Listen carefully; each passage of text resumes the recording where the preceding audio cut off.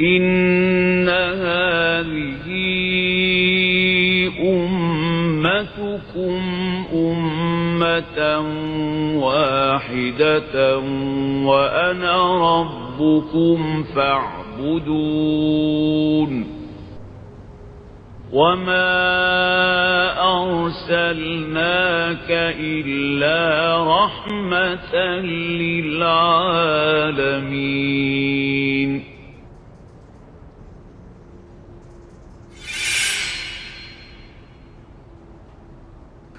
على هذه النية الصالحة وإلى حضرة النبي محمد. الفاتحة. أعوذ بالله من الشيطان الرجيم. بسم الله الرحمن الرحيم. الحمد لله رب العالمين الرحمن الرحيم مالك يوم الدين إياك نعبد وإياك نستعين اهدنا الصراط المستقيم صراط الذين أنعمت عليهم غير المغضوب عليهم ولا الضالين.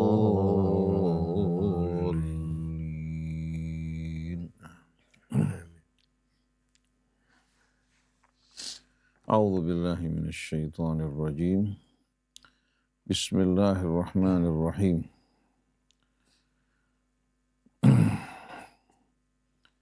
الحمد لله حمدا كثيرا طيبا مباركا فيه كما يحب ربنا ويرضى. اللهم صل على محمد وآل محمد كما صليت على إبراهيم وآل إبراهيم وبارك على محمد وآل محمد كما باركت على إبراهيم وآل إبراهيم في العالمين إنك حميد مجيد. السلام عليك يا رسول الله. السلام علينا وعلى عباد الله الصالحين. السلام عليكم ورحمة الله وبركاته. Waalaikumsalam. Alhamdulillah wa syukurillah, pada hari ini kita dapat melanjutkan kembali kajian kita bersama Suratul Rahman, dimulai dari ayat 35 ya. Kita baca ayat-ayatnya dulu ya, dari ayat sebelumnya. A'udzu billahi minasy syaithanir rajim. يا معشر الجن والإنس إن استطعتم أن تنفذوا من أقطار السماوات والأرض فانفذوا لا تنفذون إلا بسلطان فبأي آلاء ربكما تكذبان يرسل عليكما شواظ من نار ونحاس فلا تنتصران فبأي آلاء ربكما تكذبان فإذا انشقت السماء فكانت وردة كالدهان فبأي آلاء ربكما تكذبان فيومئذ لا يسأل عن ذنبه إنس ولا جان فبأي آلاء ربكما تكذبان يعرف المجرمون بسيماهم فيؤخذ بالنواصي والأقدام فبأي آلاء ربكما تكذبان هذه جهنم التي يكذب بها المجرمون يطوفون بينها وبين حميم آن فبأي آلاء ربكما تكذبان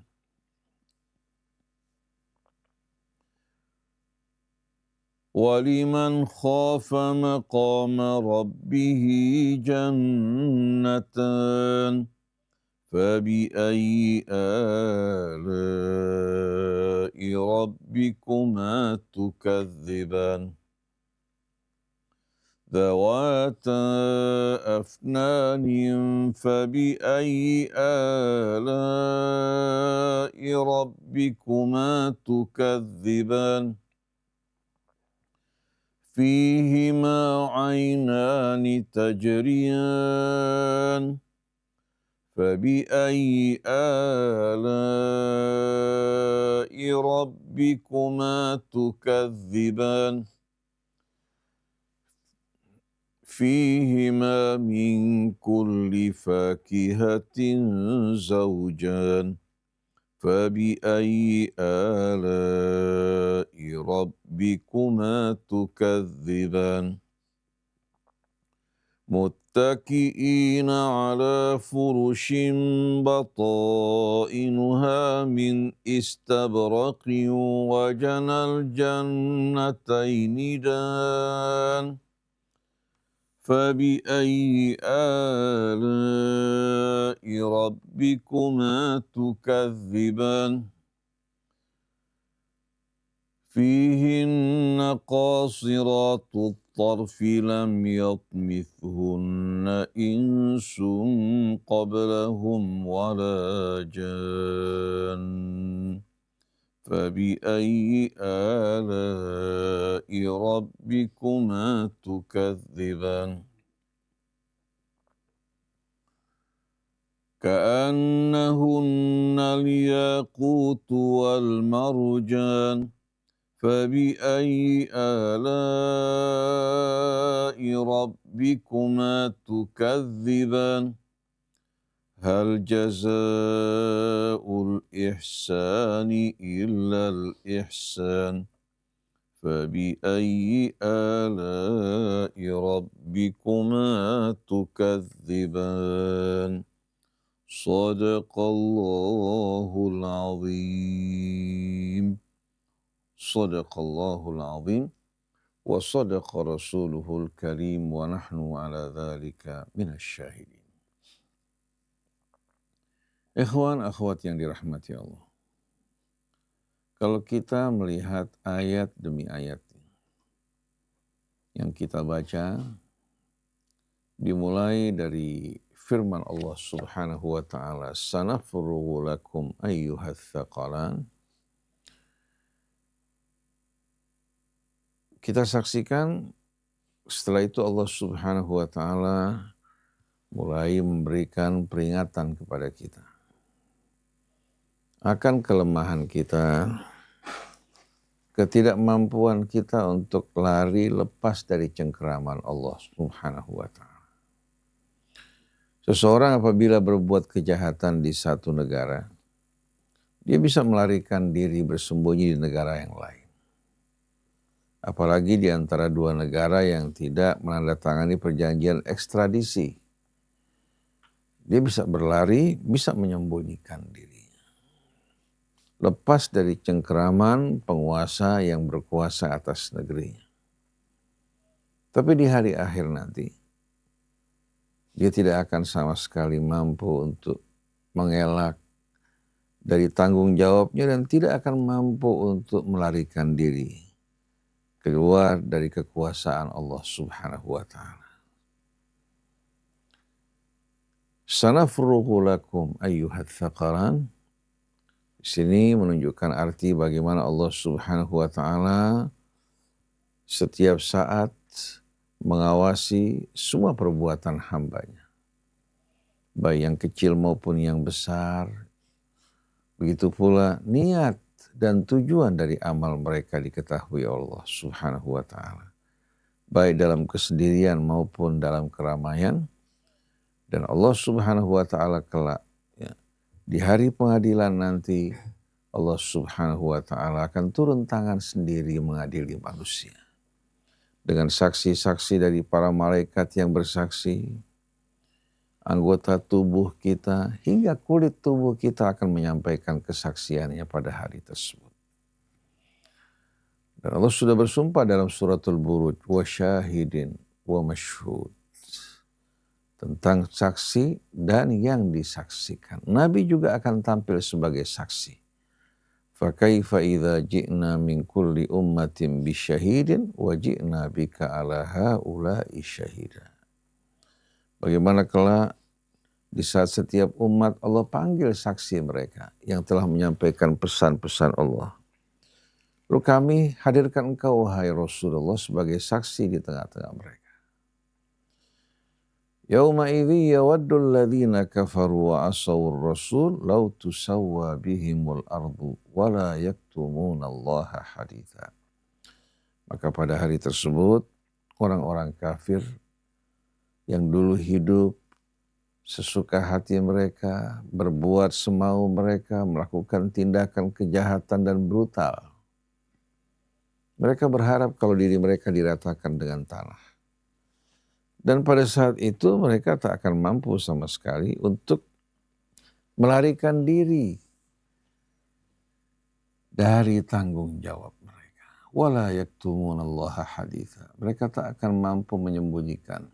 Jangankan amal perbuatan mereka, bahkan sampai ucapan mereka, semua tak akan terliwat dari tanggung jawab di hadapan Allah Subhanahu wa ta'ala. Jadi sanafrughu lakum ayyuhat tsaqalan, bahwa kami akan turun tangan menyelesaikan semua perbuatan kalian. Yang baik akan menerima balasan yang lebih baik, yang buruk akan menerima hukuman sesuai dengan perbuatannya. Lalu setelah itu Allah Subhanahu wa ta'ala mengajukan ancaman dan tahdid di sini.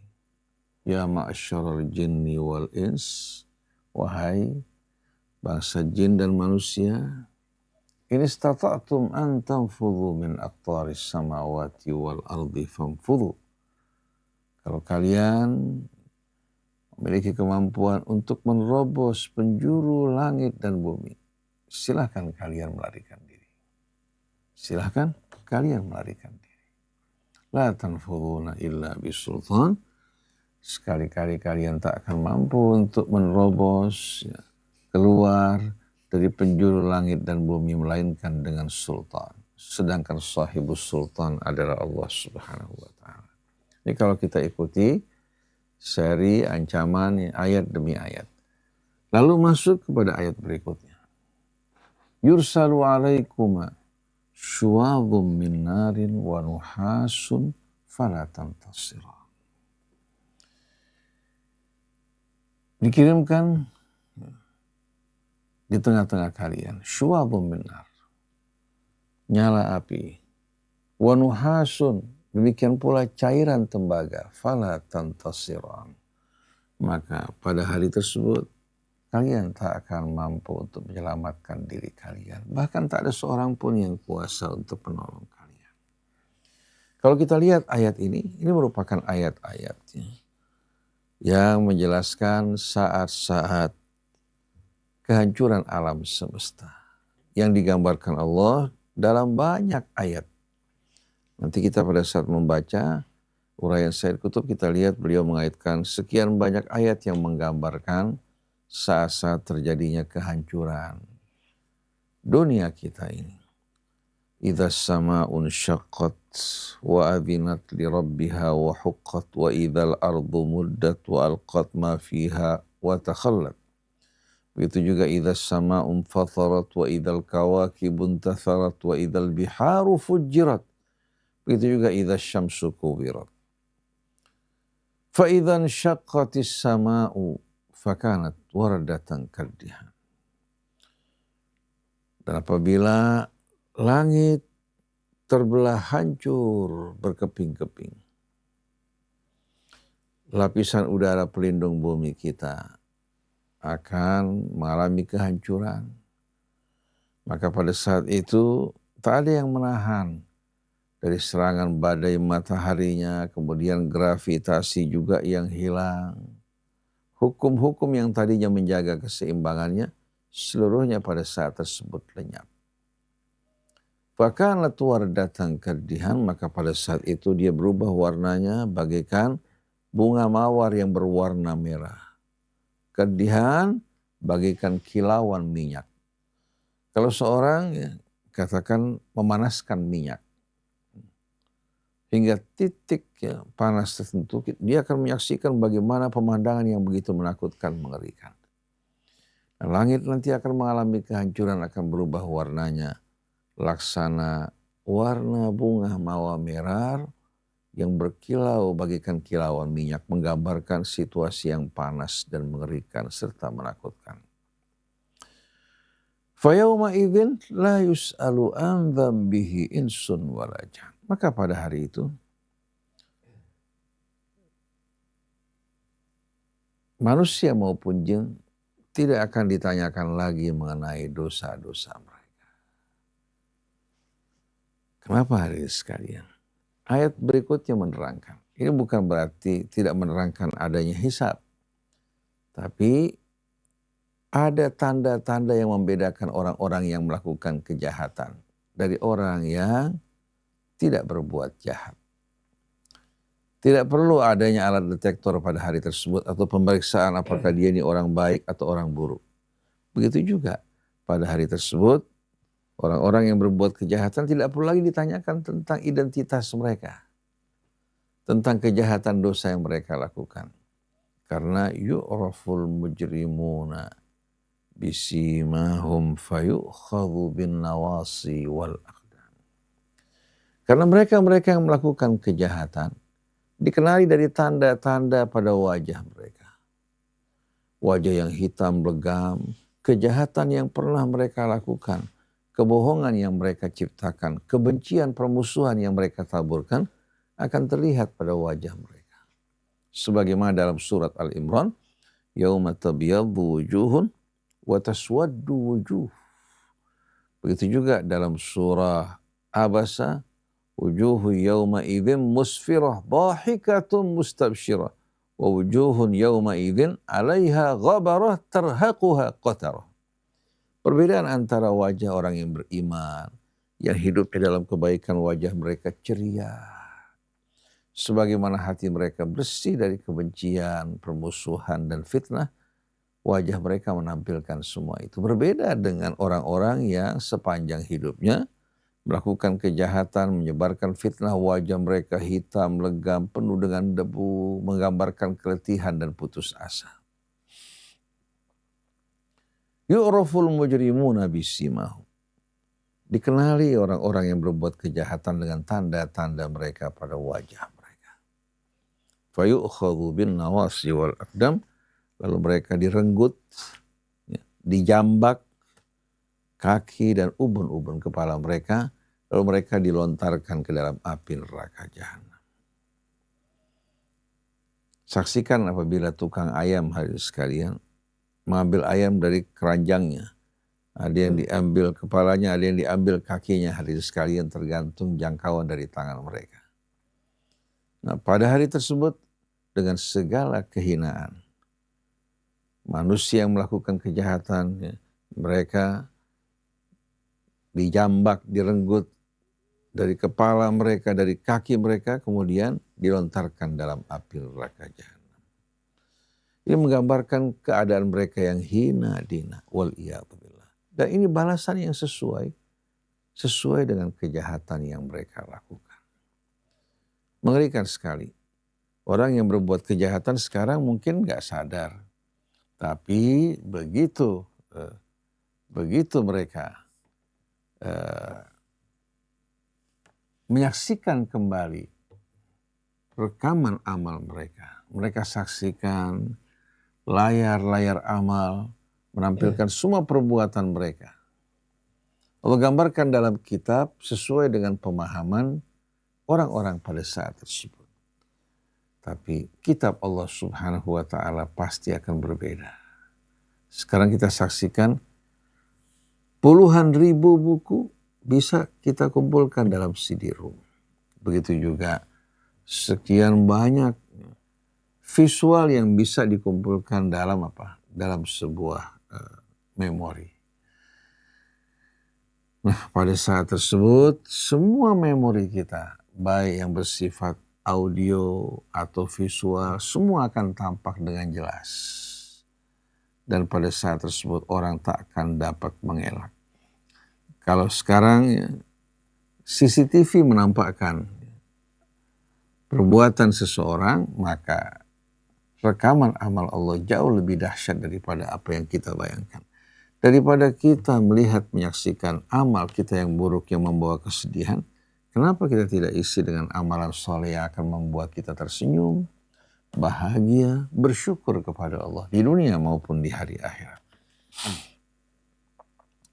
Jadi kita lihat bagaimana gambar ini hanya merupakan gambaran karena hakikatnya jauh lebih dahsyat. Gambaran mengenai surga maupun neraka, gambar ini gambaran namanya taswir takribi. Gambaran yang mendekatkan ke dalam benak kita sesuai dengan kemampuan kognitif kita. Padahal hakikatnya jauh lebih dahsyat dibandingkan apa yang digambarkan Allah, yang tujuannya memberikan peringatan kepada kita semua. Setelah itu, hadhihi jahannamul lati yukadzibu bihal mujrimun. Allah gambarkan pada ayat ini seolah-olah kita sedang berada di hadapan api neraka jahanam. Hadhihi jahannamul lati yukadzibu bihal mujrimun. Dulu kalian, wahai para penjahat, berbuat semau kalian, bahkan diberikan peringatan kalian tak peduli, maka inilah api neraka jahanam yang dulu didustakan oleh orang-orang yang melakukan kejahatan. Yatufuna bainaha wa baina hamimin an, sepanjang hidup mereka yang tak akan pernah berakhir. Mereka bertawaf di antara api neraka dan air yang mendidih. Setelah mereka masuk ke dalam api memakan buah zakum, maka mereka bergegas-gegas untuk mendatangi air untuk menghilangkan derita mereka dari buah zakum dan panasnya api. Ternyata mereka bukan mendapatkan air yang sejuk, tapi air yang mendidih yang melelehkan kulit tubuh mereka. Begitu juga melelehkan, menghancurkan semua apa yang dilewati oleh air tersebut pada saat mereka meminumnya. Wal'iyadzubillah. Fasyaribuna syurbal him hadza nuzuluhum yaumaddin. Setelah mereka makan buah zakum, akhirnya mereka terpaksa minum dari air tersebut dengan lahap. Karena apa? Karena derita yang mereka rasakan dari buah zakum yang mencabik-cabik usus mereka. Kaman huwa khalidun fin nari wa suqu ma'an hamiman faqatta'a am'a'ahum. Lalu selanjutnya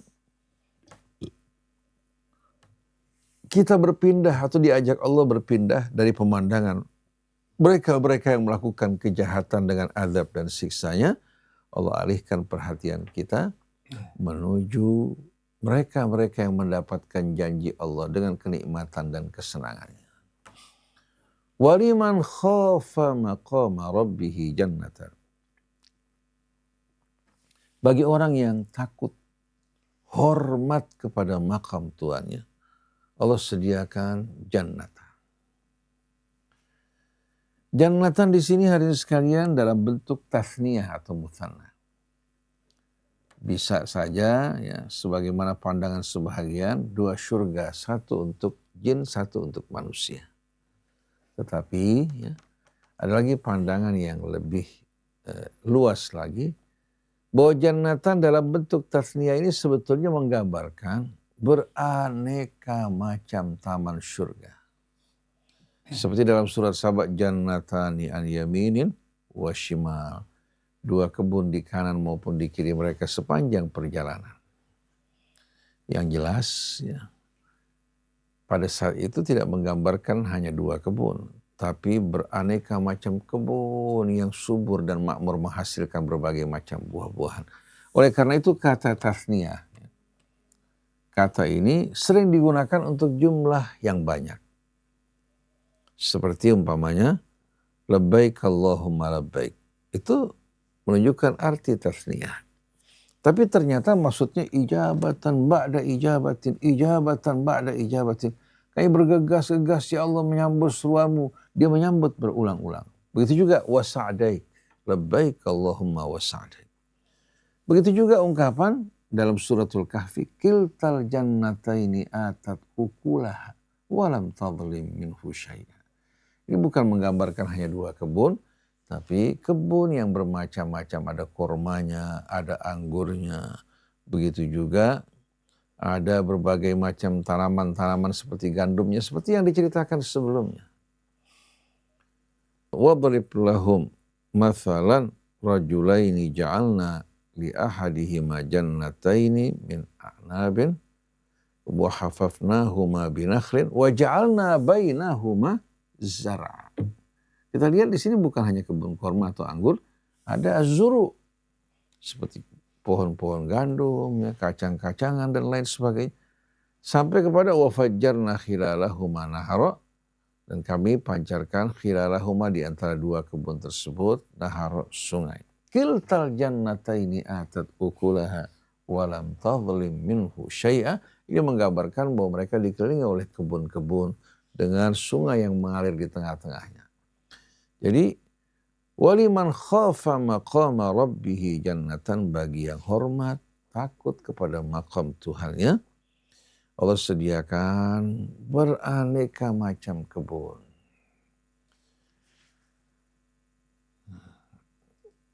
Jannatan, setelah itu apa? Dawata afna. Di mana kebun tersebut penuh dengan pohon-pohon yang lebat, ranting-ranting dan dahan-dahan yang memberikan suasana yang indah, baik itu pemandangannya, keteduhannya, juga buah-buahnya yang lebat. Dan buah-buah tersebut tidak jauh dari jangkauan tangan mereka pada saat mereka duduk bersama teman mereka sambil bersandar di atas permadani sutra yang tebal, wajanal jannataini, dan Allah sebutkan bagaimana untuk memetik buah tersebut begitu dekat dari jangkauan tangan mereka. Sampai digambarkan begitu hati menginginkan satu buah, dia akan datang menghampirinya berada pada jangkauan tangan. Ini juga merupakan gambaran takribi yang mendekatkan, sedangkan hakikatnya jauh lebih indah daripada apa yang digambarkan oleh kata-kata yang mati dan terbatas. Dzawata afnan. Kemudian Allah Subhanahu wa ta'ala gambarkan gambaran yang menyempurnakan pemandangan tersebut. Fihima ainani tajriyan. Pada dua kebun tersebut yang terdapat dua mata air yang mengalir membentuk sungai. Dan kita tahu ya, bahwasannya sungai yang mengalir di surga itu bukan hanya dua. Tapi apa? Mathalul jannatil lati wu'idal muttaqun fiha anharun min ma'in ghairi asin. Wa anharun min labanin lam yataghayyar ta'muh. Wa anharun min khamrin ladzatin lisyaribin. Wa anharun min asalin musaffa. Perumpamaan surga yang Allah janjikan untuk orang yang bertakwa, di sana terdapat sungai-sungai anhar yang mengalirkan air jernih yang tidak mengeluarkan bau yang tak sedap. Kemudian sungai lagi ya, dari mata air yang membentuk sungai yang mengalirkan susu yang tidak akan pernah berubah rasanya. Di dunia melalui sapi, ya, melalui lembu, melalui kambing, melalui onta, di sana mata air yang akan memancarkan. Kemudian sungai-sungai khamr, tapi yang tidak memabukkan, yang rasanya betul-betul nikmat, ya, membuat mereka merasakan kenikmatan, tapi yang tidak memabukkan. Setelah itu, wa anharum min asalim musaffa, ada lagi sungai-sungai ya, yang berasal dari mata air yang memancarkan madu. Kita lihat di sini ada 4 sungai yang Allah sebutkan. Kemudian kita tahu lagi ada ya mata air juga yang mengeluarkan apa? Salsabil, yang mengeluarkan aroma ya seperti apa? Seperti jahe. Wa mizajuhu kana zanjabila ainam fiha tusamma salsabila.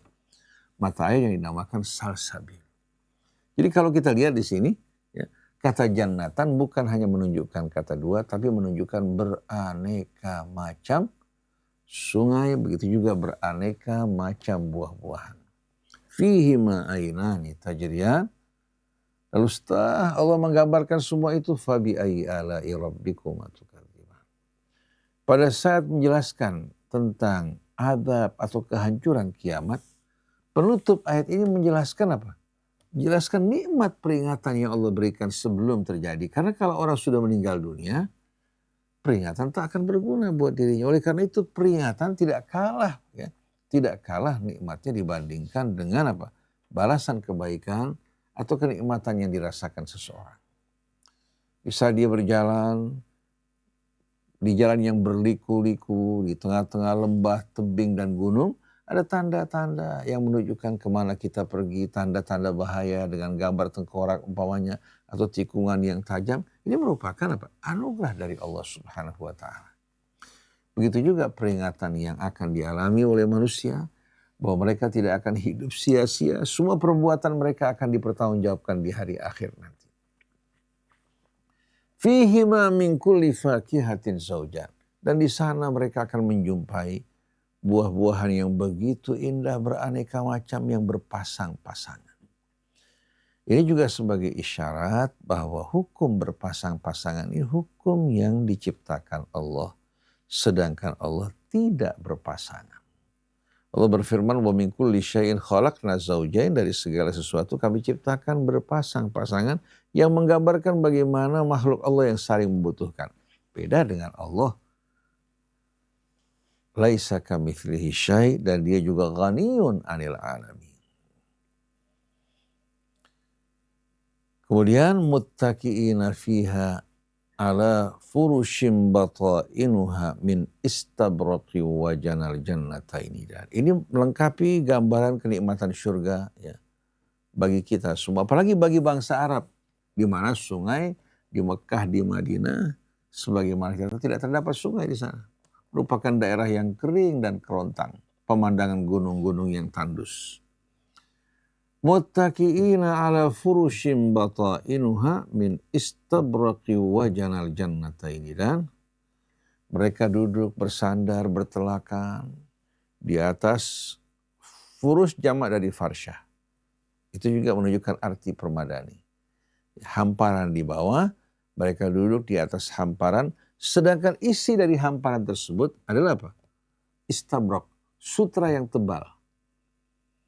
Sutra yang tebal itu dalam bahasa Arabnya diambil dari kata bahasa Parsi, karena dari sana berasalnya.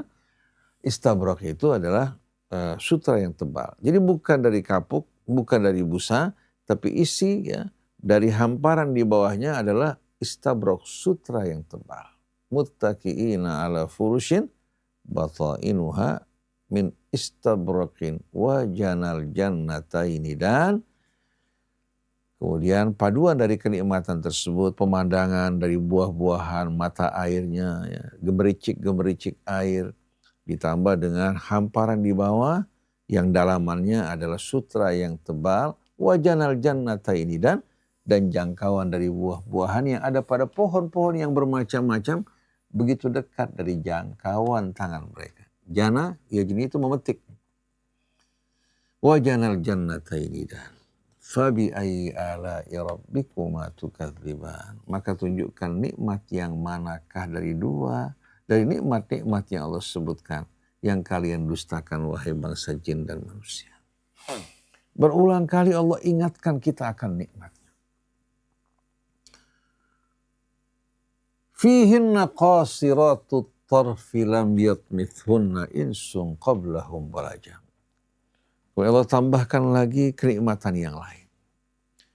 Di dalam taman-taman surga terdapat qasiratut tarfi, bidadari-bidadari yang pandangan mata mereka terbatas hanya pada suami-suami dan pasangan-pasangan mereka. Lam yatmithunna insun qablahum wala jan, yang tidak pernah disentuh sebelumnya baik oleh manusia maupun oleh jin. Ini gambaran wanita syurgawi.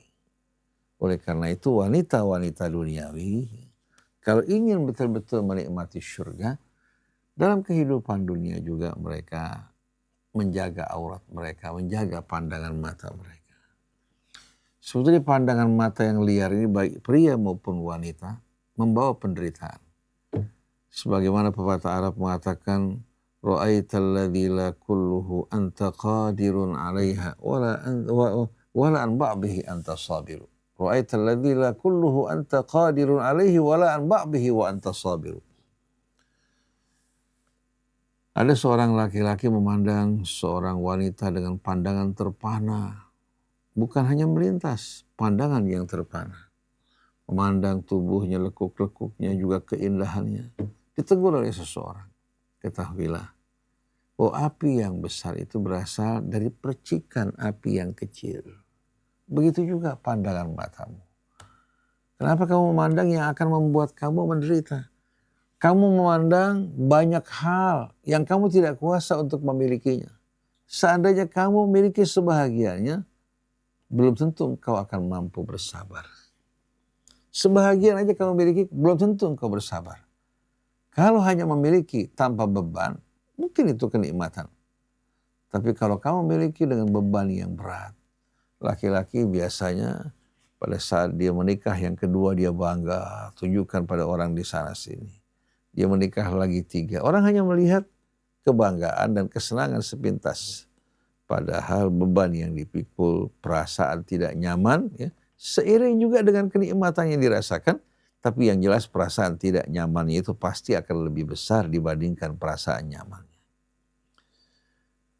Semakin banyak beban yang kita pikul, ya mau tidak mau beban penderitaan kita akan lebih besar. Jadi fihinna qasiratut tarfi lam yatmithunna insun qablahum wala jan. Di taman syurga terdapat bidadari-bidadari yang tidak pernah disentuh oleh jin dan manusia, sedangkan pandangan mata mereka qasirat ay maksurat ala azwajihin.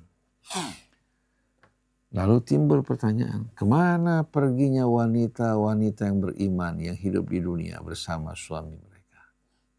Apa mereka akan diabaikan? Lalu digantikan dengan bidadari-bidadari yang akan mengambil alih suami mereka? Akhirnya orang mengatakan bahwa surga itu hanya untuk laki-laki, sedangkan perempuan hanya pelengkap saja yang akan menambahkan kebahagiaan suami. Kita dengar dalam suratul Waqiah, inna ansha'nahunna insya'a faja'alnahunna abkara uruban atraba li ashabil yadi. Bagaimana wanita-wanita duniawi nanti akan diciptakan ulang kembali. Tidak lagi serupa dengan keadaan mereka sebelumnya. Mereka diciptakan kembali dalam keadaan gadis, sebaya uruban atraba, yang begitu manja dengan suami mereka, tapi mereka tidak sama sekali jelalatan, ya, atau genit, ya, yang melepas dia punya apa, atau menyebarkan pesonanya kepada orang lain, tapi pandangan mata mereka pada suami, hingga kebahagiaan mereka semakin sempurna. Oleh karena itu, bisa saja nanti bidadari surga sebetulnya dari wanita-wanita beriman yang diciptakan kembali oleh Allah Subhanahu wa Ta'ala. Dan begitu mereka berada di surga, dengan sendirinya sifat-sifat wanita surgawi yang begitu indah ada pada mereka. Sedangkan wanita-wanita yang di dunianya melepas, membiarkan mengumbar pesonanya dipandang oleh laki-laki secara liar, berganti-ganti pasangan, juga membiarkan tangan-tangan laki-laki juga menyentuh tubuh mereka dengan bebas. Dengan sendirinya kalau mereka tidak bertobat, ya mereka tak akan sama sekali masuk dalam gambaran wanita-wanita surgawi yang begitu indah. Padahal mereka yang liar ini hidup mereka menderita. Sedangkan yang menjaga aurat mereka, mereka lah orang-orang yang berbahagia. Suami mereka juga damai, jauh dari kecemburuan. Keinginannya tidak bermacam-macam.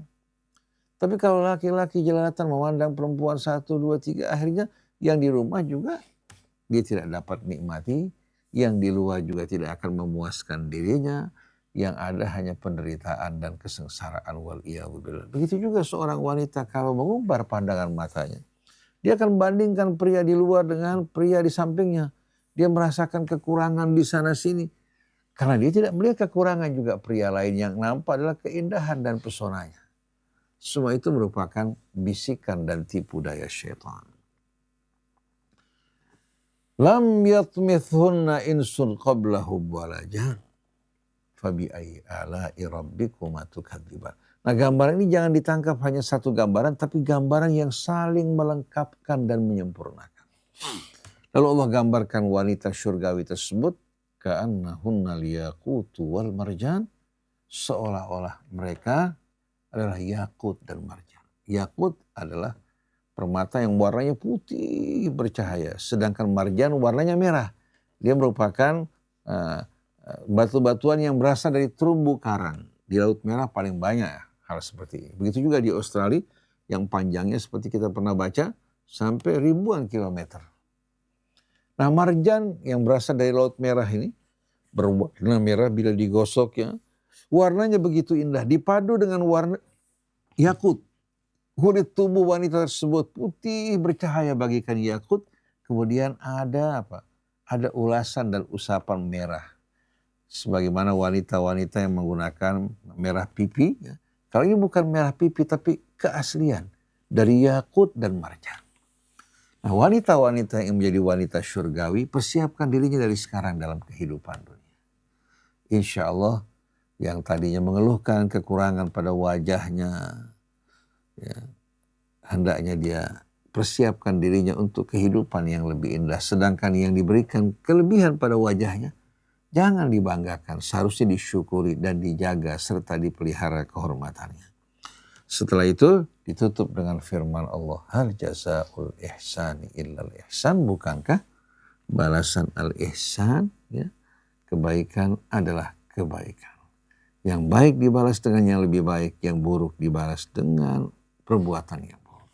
Nah, kalau kita perhatikan di sini, dari mulai pembukaan suratul Rahman, dari mulai menjelaskan penciptaan manusia, kemudian juga kecerdasan yang Allah anugerahkan, lalu Allah turunkan kitab sebagai pedoman yang menuntun jalan mereka menuju kemuliaan dan kebahagiaan yang diabaikan oleh kebanyakan manusia.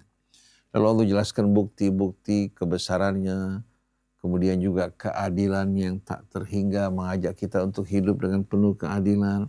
Lalu kita memasuki juga nikmat-nikmat karunia yang Allah anugerahkan bagi kita sebagai makhluk-makhluk yang Allah utamakan dari kebanyakan makhluknya. Kemudian Allah jelaskan bahwa kehidupan kita tidak akan demikian selamanya. Akan datang kematian yang mengakhiri kehidupan dunia kita. Sedangkan yang kekal hanya wajah kebesaran dan keagungan Tuhan. Di balik kehidupan ini ada kefanaan. Sedangkan setelah kefanaan akan menuju keabadian.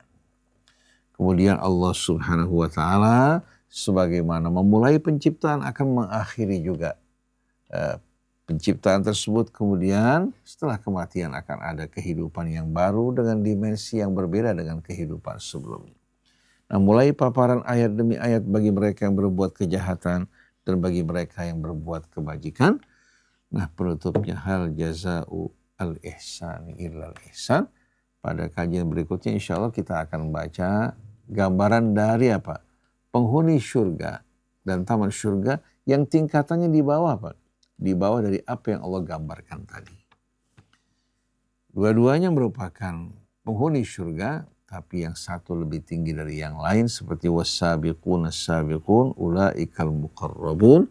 Sedangkan yang kedua adalah ashabul yamin. Yang ketiga wal'iyadzubillah. Jangan kita sekali-kali berpikir untuk menjadi yang ketiga. Apalagi beramal berbuat untuk yang ketiga. Maka saya merasa heran kalau ada ulama-ulama yang bisa menyampaikan kebaikan, mengajak umat kembali pada Allah, malah menyibukkan umat dengan persoalan-persoalan yang ma'azzalallahu biha min sultan. Semoga Allah berikan hidayahnya kepada kita semua dan masukkan kita ke dalam rahmat-Nya, dan mudah-mudahan gambaran dalam suratul Rahman selalu terbayang dalam benak kita. Bukan kita menuntut kepada Allah, lupa akan nikmat-Nya, tapi ingatlah fabi ayyi ala'i rabbikuma tukadziban. Kita lihat Sayyid Qutb pada bagian terakhir dia tidak bicara secara terperinci, tapi sepintas saja ya, menggambarkan ya. Dia merasa mungkin tidak perlu penjelasan yang lebih jelas ya. Dan kita merasakan bahwa sebetulnya gambaran dari paduan ayat-ayat Quran tersebut memberikan gambaran yang amat indah, saling melengkapi satu dengan lainnya. Tapi walaupun demikian, ini merupakan taswir al-ghaib. Taswir al-ghaib fi suratin mahsusatin kama na'taduha fi hayatina. Artinya gambaran yang gaib digambarkan dalam gambaran yang dapat terjangkau oleh indera kita, tapi sesuai dengan batasan kebiasaan hidup kita. Sedangkan apa yang di akhirat tak mungkin dapat dibayangkan. Wal akhiratu khairul laka minal ula wala saufa yu'tika rabbuka fatarda. Dan kalau kita perhatikan di sini gambaran tentang sungai, kebun, itu bagi orang-orang Arab yang hidup di tengah-tengah padang pasir, ditambah lagi juga air yang memancar dengan sendirinya, kemudian mengalirkan susu, madu, dan lain sebagainya. Ini merupakan gambaran yang berada pada puncaknya. Apakah sampai di sana saja? Tidak. Gambaran-gambaran pemandangan yang disaksikan manusia dalam kehidupan dunia ini seperti gambaran-gambarannya di Swiss, ya, gunung-gunungnya, ya. Kemudian juga keindahan pada saat musim dingin, musim panasnya. Sampai Swiss disebabkan penduduknya sedikit menawarkan orang untuk tinggal di sana sebagai warga negara. Nah, kalau kita perhatikan, gambaran tersebut gambaran indah. Tapi gambaran yang hening, sendu. Berbeda dengan gambaran surga ya, yang begitu indah. Seluruhnya menggambarkan kenikmatan yang saling melengkapi. Bahkan pada saat di sana dia merasakan kehangatan tapi tidak membakar. Merasakan kesejukan tapi tidak menyengat. La yarawna fiha syamsan wala zamharira. Belum lagi mata airnya. Ini gambaran-gambaran seperti ini gambaran yang indah. Jadi kalau dibandingkan dengan rencana kita membangun istana yang megah, rumah, villa-villa, atau berbicara tentang apa yang kita dapatkan dari hasil usaha kita, kita lihat dunianya menjemukan sebetulnya.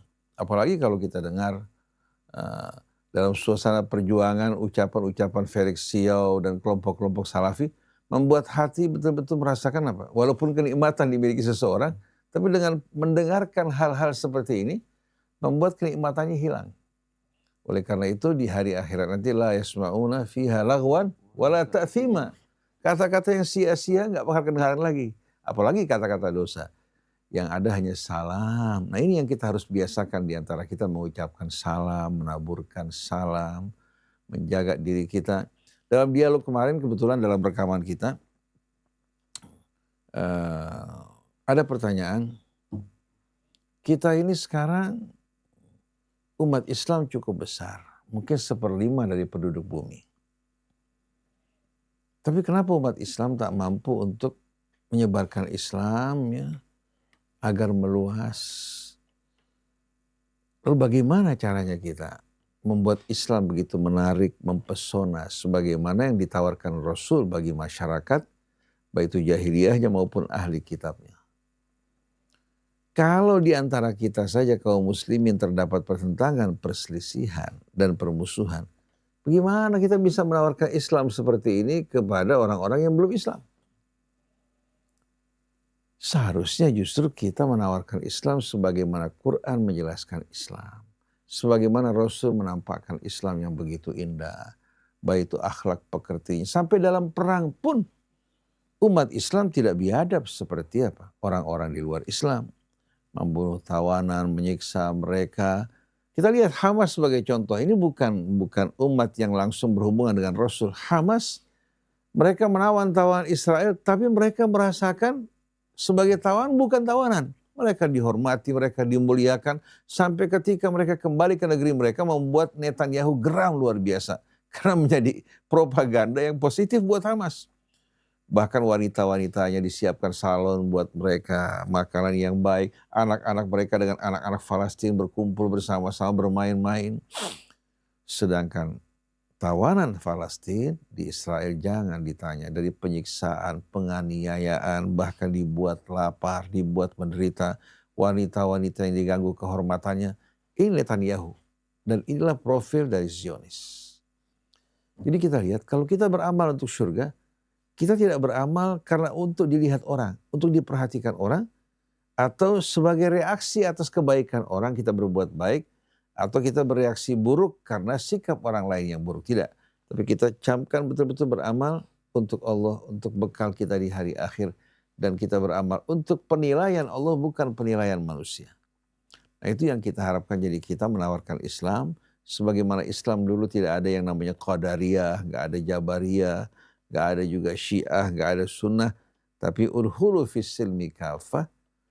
Daripada kita ungkit-ungkit lagi, kita bongkar kuburan pertentangan perselisihan masa lampau, mending kita buang semuanya. Kita mulai dengan Islam yang diajarkan Quran dari akhlak pekerti Rasul.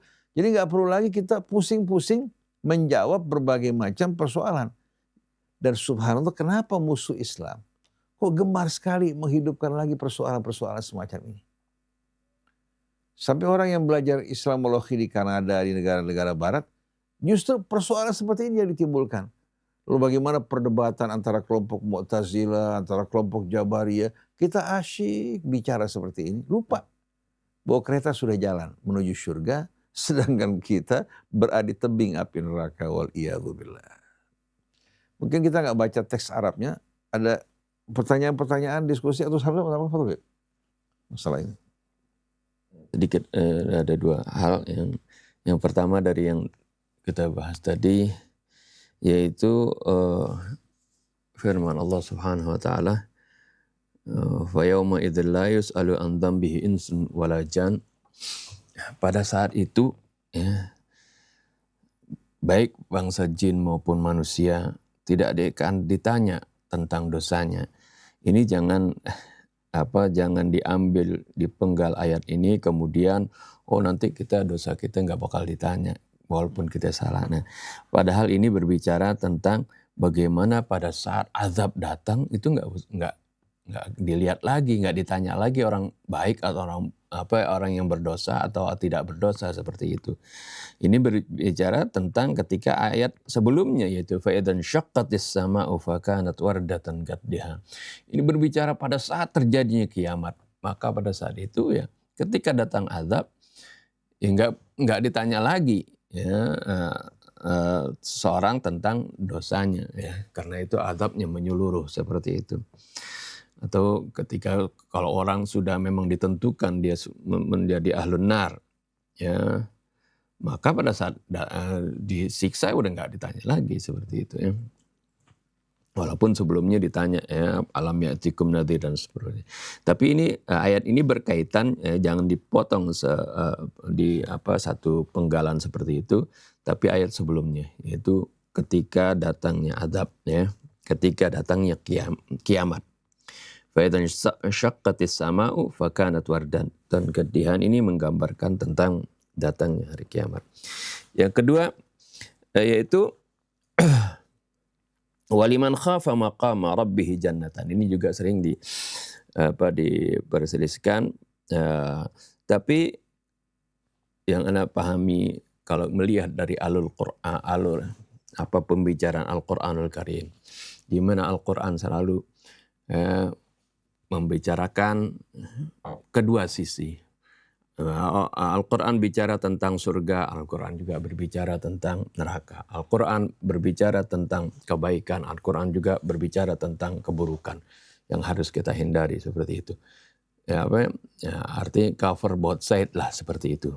Dan terkadang porsinya yang satu lebih besar dari yang lain, itu karena hikmah yang Allah Subhanahu wa Ta'ala inginkan. Nah, di sini waliman khafa maqama rabbih jannatan. Anda cenderung di sini memahami seperti tadi Ustaz Husain juga sudah kemukakan, ada pendapat yang mengatakan bahwasanya ini berbicara tentang dua surga, yaitu surga buat bangsa jin dan juga buat bangsa manusia. Ya, jannatan.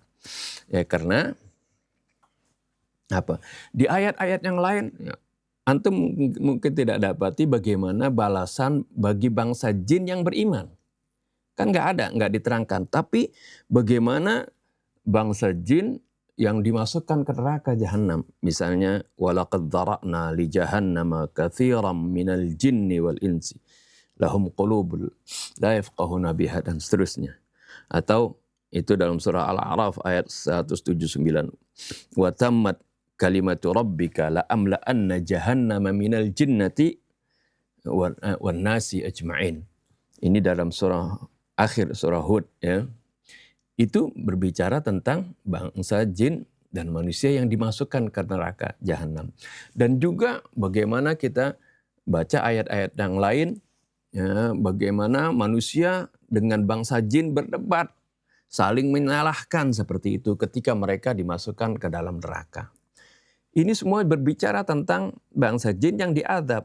Lalu apakah tidak ada bangsa jin ya, yang beriman? Kan disebutkan ya, dalam surah Jin bahwasanya mereka itu ada yang beriman, ada yang kafir seperti itu. Dan yang beriman tentu mereka akan dapatkan juga balasan seperti manusia yang beriman, yaitu dapat balasan surga. Nah, ini ayat ini salah satu mengisyaratkan bahwasanya bangsa jin pun masuk ke dalam surga, tapi Allah tidak banyak menceritakan ya tentang bagaimana mereka di surganya seperti itu, karena itu bukan artinya bukan nggak apa hikmahnya kan kita ini ketika kalau di neraka dijelaskan karena ini bagian dari rahmat Allah agar supaya kita bangsa manusia tidak terjerumus ke neraka, tidak mengikuti jalan jejak syaitan sehingga masuk ke dalam neraka. Itu banyak diceritakan, tapi tentang kenikmatan surga buat jin ya nggak perlu buat kita seperti itu, karena akan tetapi Allah Subhanahu wa taala seperti selain qablahum walajan itu juga ya ini kan berbicara tentang bidadari bidadari surga yang belum pernah disentuh sebelumnya baik oleh bangsa jin maupun manusia. Artinya di surga juga ada bangsa jin, tapi bagaimana kenikmatan mereka tidak diceritakan oleh Allah karena itu nggak perlu buat kita. Wallahu a'lam. Alhamdulillah. Ada yang mau tanya? Alhamdulillah. Yang merenungkan Quran ini bawa keindahan buat kita. Betul. Assalamualaikum. Waalaikumsalam warahmatullahi wabarakatuh. Tadi menarik yang Ustadz Hamzah jelaskan tentang tidak ditanyanya manusia nanti di Yaumil Hisab. Kemudian kalau kita kaitkan di dalam surat Hud, Ustadz, di dalam surat Hud juga dijelaskan di sini tentang yauma ya'ti la tukallamu nafsun illa la takallamu ya nafsun illa biiznih. Kata illa biiznih ini apakah memberikan gambaran juga adanya tautan ayat ini dengan ayat surat Ar-Rahman tadi, Ustadz? Karena tadi kan la tukallamu nafsun atau la yus'alu an dzambihi. Tapi di sini yauma ya'ti la takallamu nafsun illa biiznih. Itu yang pertama, Ustadz. Yang kedua, waliman khaufa maqama rabbihi jannatan. Ini mau ditanya tentang kata maqama rabbihi. Apakah di sini memberikan kaitan dengan kudrah ilahiyahnya Allah Subhanahu wa taala? Apa ini juga berkaitan dengan waliman khaufa maqama rabbihi, takutnya hamba terhadap keadilan Allah Subhanahu wa taala. Itu Ustaz. Terus yang berkaitan dengan jannatan tadi banyak sekali tafsiran tentang jannatan. Di antaranya tadi Ustadz juga memberikan gambaran begitu banyaknya sorga dengan segala kenikmatannya sehingga disebutnya dengan tathniyah. Tapi tadi menarik juga dari Ustadz Hamzah menyatakan bahwa jannatan ini untuk sorganya manusia dan juga sorganya jin. Apakah bisa juga Ustadz dari pemaparan ini tadi kan ayat-ayat berikutnya memberikan gambaran tentang kenikmatan yang berupa zahiriyah dan juga kenikmatan yang berupa batiniyah. Ya, artinya jannatan di sini maknawi dan juga kenikmatan yang berupa fisik seperti adanya delima atau yang lain. Jadi ada maknawi atau juga berupa batini. Itu aja Ustadz. Apakah juga mungkin jannatan di sini kenikmatan makomi dan juga kenikmatan makani? Apa bisa seperti itu? Itu aja Ustadz. Terima kasih. Bismillahirrahmanirrahim. Kalau kita berbicara mengenai kenikmatan yang bersifat maknawi, dengan sendirinya orang kalau terbawa oleh suasana yang penuh dengan kedamaian, keharmonian, baik itu yang berkaitan dengan pemandangan terhadap lingkungannya maupun bersama teman-temannya yang berkumpul bersama mereka. Itu akan melahirkan kenikmatan yang sifatnya fisik, ya. Tapi ada juga kenikmatan maknawi, ya. Merupakan paduan dari semua itu, memberikan suasana kenikmatan, kebahagiaan, kedamaian yang amat indah. Karena kalau sedikit saja dari pemandangan tersebut yang membuat cedera, seperti sebagai contoh umpamanya walaupun semua tersedia, tapi ada ketidakharmonian, pertentangan, perselisihan antara pasangan dengan pasangannya atau dengan teman-temannya, maka semua kenikmatan yang lain hilang. Jadi yang digambarkan surga ini merupakan apa? An-ni'am al-mutakamilah. Kenikmatan yang saling menyempurnakan, tidak terdapat cacat sedikit pun juga pada kenikmatan tersebut.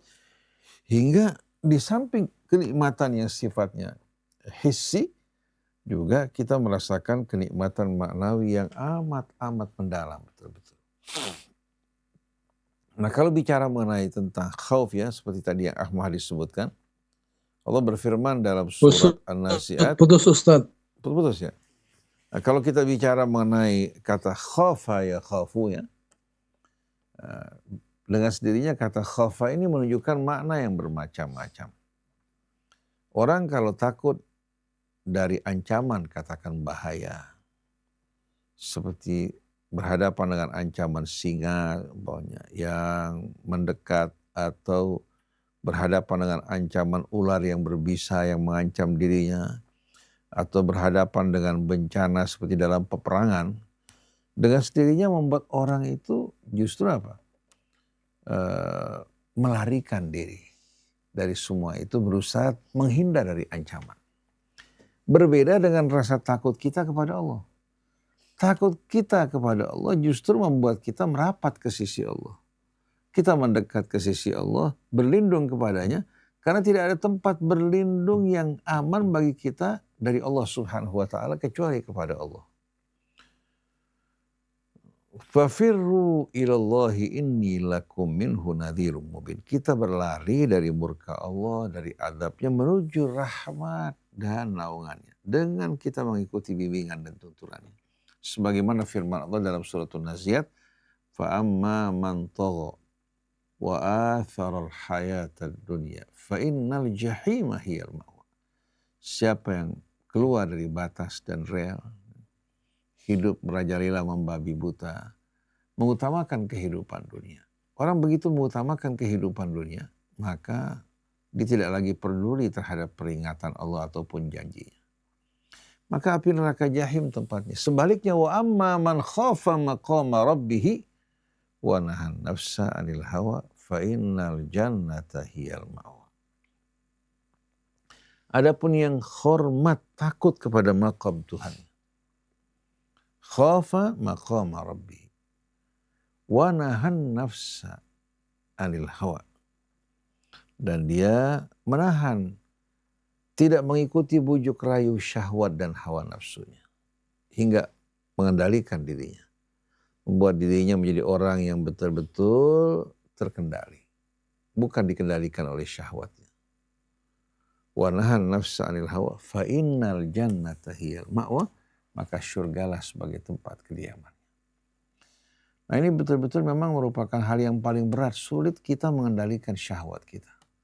Oleh karena itu, berhubungan dengan lawan jenis kita, Allah perintahkan kita menahan pandangan kita. Wanita pun diperintahkan menahan pandangan mata mereka, menjaga kemaluan mereka, agar terhindar dari hal-hal yang bisa membuat kita masuk dalam perangkap syaitan. Allah perintahkan wanita menutupi auratnya. Kalau kita masuk ke rumah seseorang, kita memberikan salam. Sebelumnya kita mengadakan perjanjian agar mereka siap untuk menerima kita.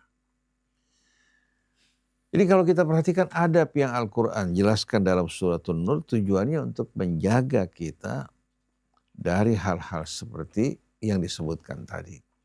Nah kalau kita berbicara mengenai ayat tadi seperti yang saya katakan, kalau ayat tadi terhubung dengan fa'idzan syaqqatis sama'u fakanat wardatan kaddihan, kemudian fayauma idzin la yus'alu an dzambihi insun wala jan, berarti memang kalau datang bencana, datang azab tersebut ya, mereka-mereka yang berbuat kejahatan tak akan lagi ditanya tentang dosa mereka.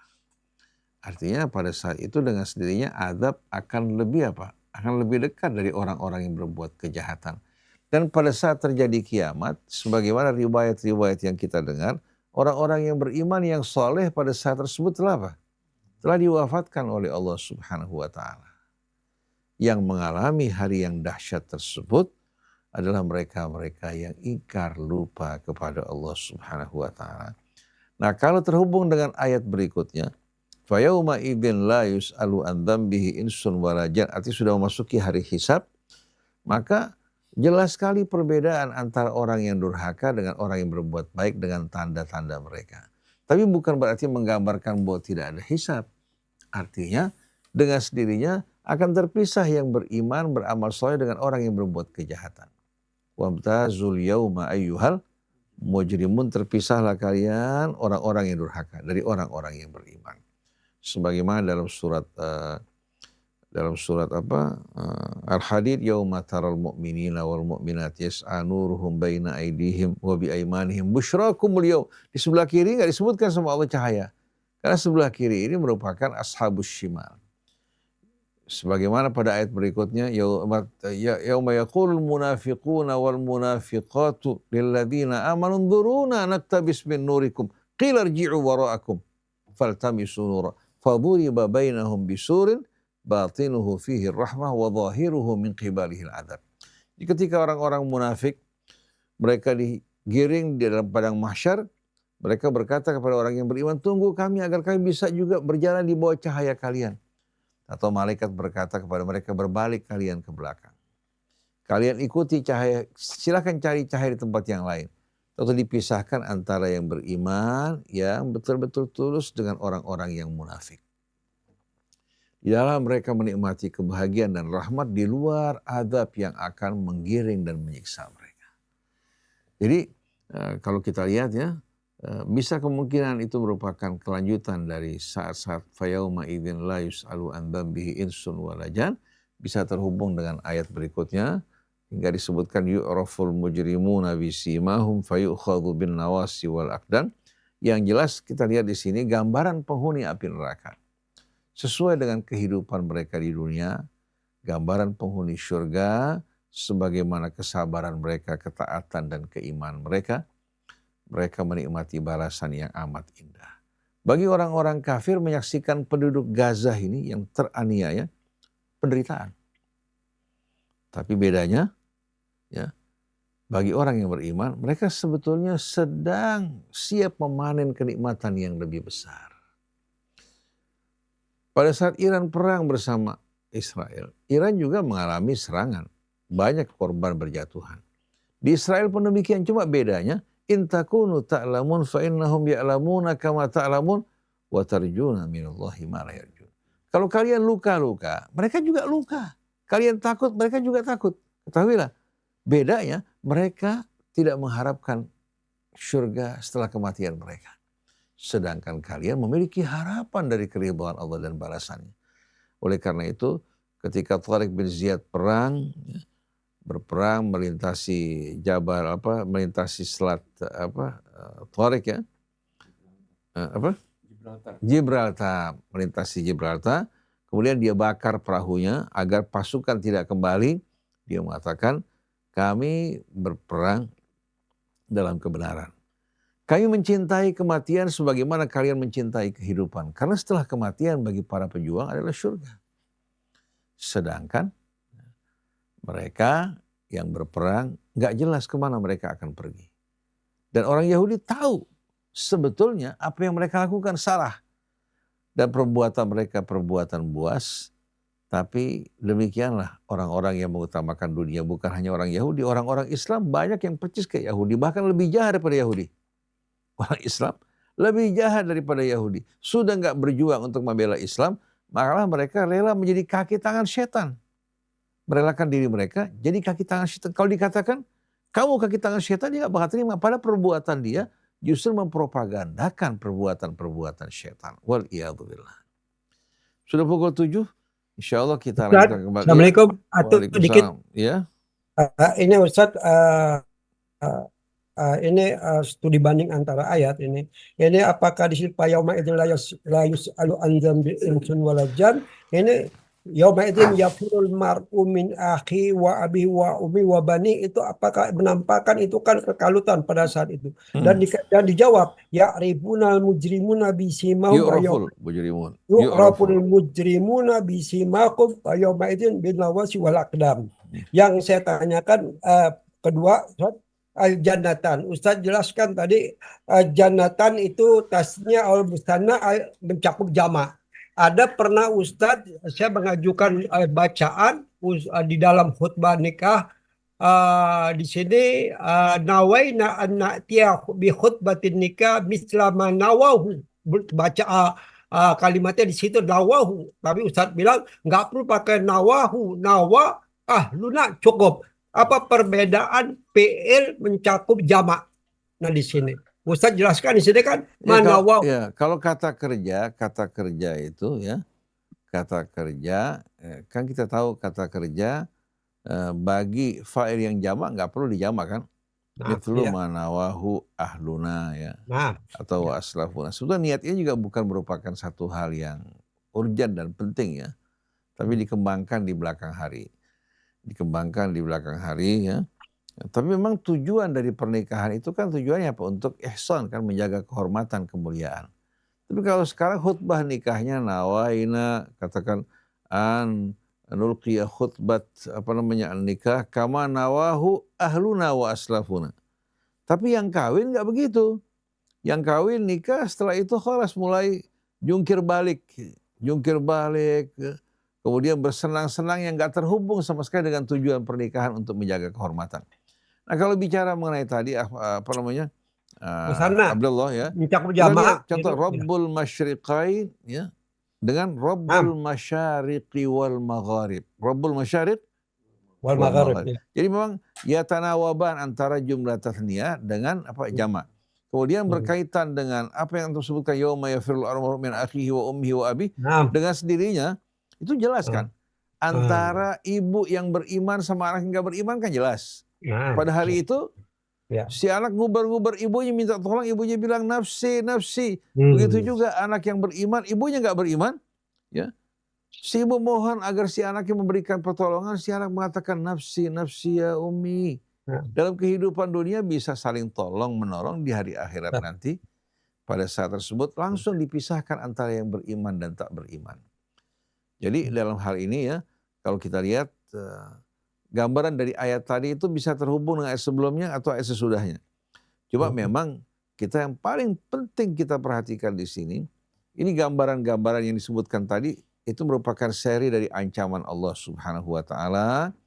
Kemudian gambaran berikutnya di sisi yang lain, gambaran dari mereka yang menerima janji Allah. Mudah-mudahan Allah masukkan kita dari mereka. Jadi kalau kita mendengar berbagai macam ocehan-ocehan ya, dikatakan YouTube, juga dakwah-dakwah yang banyak disampaikan, kita khawatir jangan sampai seperti mereka, dakwah kita seolah hanya menyampaikan kepentingan pesan unek-unek kita, bukan menyampaikan pesan Allah Subhanahu wa Ta'ala. Jadi kita lihat banyak orang bicara di YouTube, urusan tetek bengek dibicarakan, yang pokok dari tujuan dakwah Islam tidak disampaikan. Jadi mudah-mudahan Allah berikan hidayah buat kita semuanya. Baik ikhwan, kita berjumpa kembali insyaallah dalam pertemuan yang akan datang. Subhanakallahumma bihamdik asyhadu an la ilaha illa anta astaghfiruka wa atubu ilaik. Bismillahirrahmanirrahim. Alhamdulillahirabbil alamin. Allahumma shalli wa sallim ala sayyidina Muhammadin wa ala ali sayyidina Muhammad. ربنا انفعنا بما علمتنا رب علمنا الذي ينفعنا رب فقهنا وفقه آمين يا لنا رب. وقرابات لنا في ديننا وعلى آمين. الكتر أنثى وذكر Amin. رب وفقنا ووفقهم لما ترتضي قولا وفعلا كرما Amin. وارزق الكل حلالا دائما وأخر الأتقياء علما نهضى بالخير ونكفى كل شر ربنا أصلح لنا كل الشؤون وأقر بالرضا منك العيون Amin ya Rabb. واقض عنا ربنا كل الديون قبل أن تأتينا رسل المنون Amin ya Rabb. واغفر استر أنت أكرم من ستر وصلاة الله تغشى المصطفى من الحق دعانا والوفاء بكتاب فيه للناس شفاء Amin ya Rabb. وعلى الآل الكرام الشرفاء وعلى الصحب المصابيح الغرر Amin. اللهم اهدنا بهداك واجعلنا آمين. ممن يسارع في رضاك Amin ya Rabb. ولا تولنا آمين. وليا سواك ولا تجعلنا ممن خالف أمرك وعصاك وحسبنا الله ونعم الوكيل ولا حول ولا قوة إلا بالله العلي العظيم وصلى الله على سيدنا محمد وآله وسلم الحمد لله رب العالمين.